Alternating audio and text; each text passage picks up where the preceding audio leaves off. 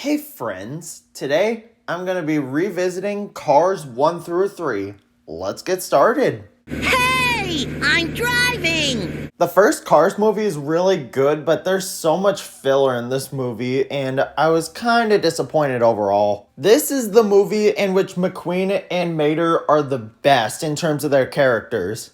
I don't know why, but I just really like Mater in this one in particular, unlike in the other two. I like how the tractors are cows for some reason. The backstory with Radiator Springs becoming abandoned because of an interstate was really sad, but it was one of the best scenes of the movie. It's genuinely great. And for my final positive, other than the animation, which is kind of a given for Pixar, is that this is easily the funniest Cars movie. He won 3 piston cups. He did what in his cup? The one thing that's holding this movie back from being great is that there is a ton of filler in this movie. This movie does not need to be 2 hours long. It is still a really good movie. In fact, I would give this movie a 7 out of 10, but it's not great. There's just way too much filler and the movie starts to drag after a little while. The pacing overall isn't really all that good, but the rest of the movie is, I swear. I really like the story, the characters, Lightning McQueen's character arc, the jokes, pretty much everything else about this movie is pretty great. It's not as good as Pixar's other movies around this era, but it is still a really good one. I would personally recommend it.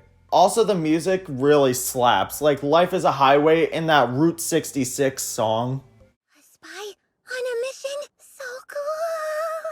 Cars 2 sucks. It was terrible. This movie was good for the first, 10, 15 minutes. But this movie just continues to get worse and worse as it progresses.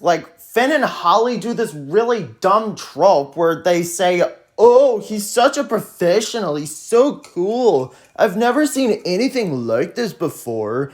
Even when Mater tells them that he isn't a spy multiple times. Mater doesn't even get the benefit of being charming or likable in this movie. He's just really annoying, and this movie is so desperately trying to get us to sympathize with Mater while also deeming him a complete idiot. Which is it, Pixar? Please, pick one!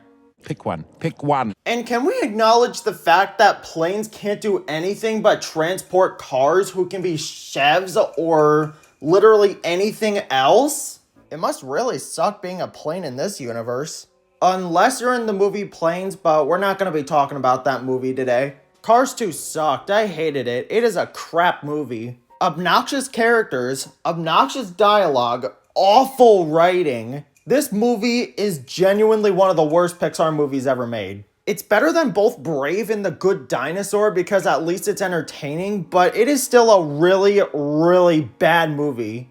I'm on that! Cars 3 is better than 2, but is that really a high bar to cross?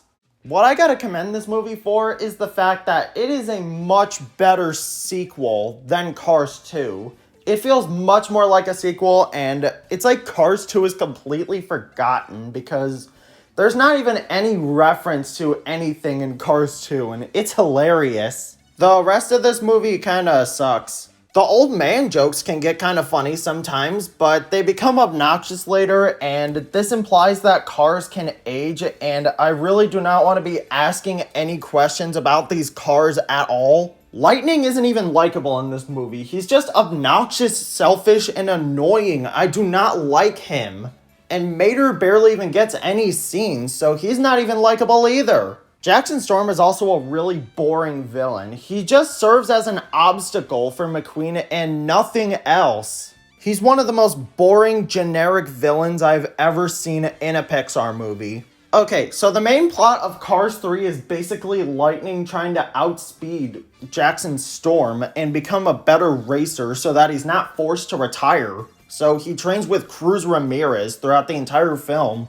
With Cruz training McQueen, even though she wins in the end race because she tags in for him. But it makes sense for him to train, even if it felt like it was for nothing, because McQueen still thought he was good enough to beat Jackson Storm.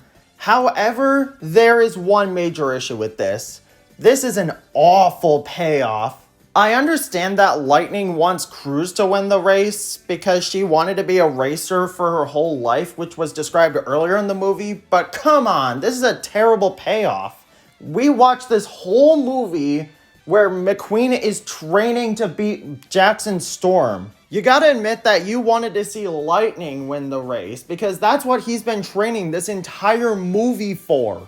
All the training did matter in the end because he did still have the potential to beat Jackson Storm, but this movie really wanted us to see McQueen win. Overall, Cars 3 was terrible. I did not like it. It's better than 2, but that's not really a high compliment for this movie. Cars 2 is a 2 out of 10 movie, but 3 out of 10 is really not that much better.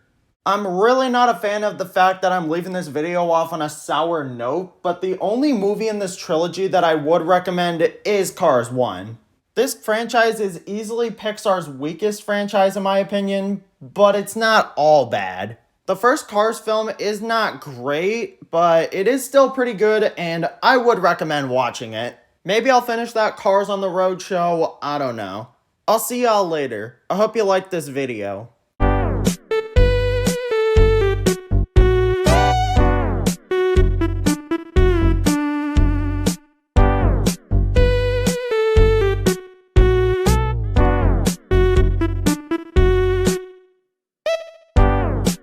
Race cars don't need headlights because the track is always lit.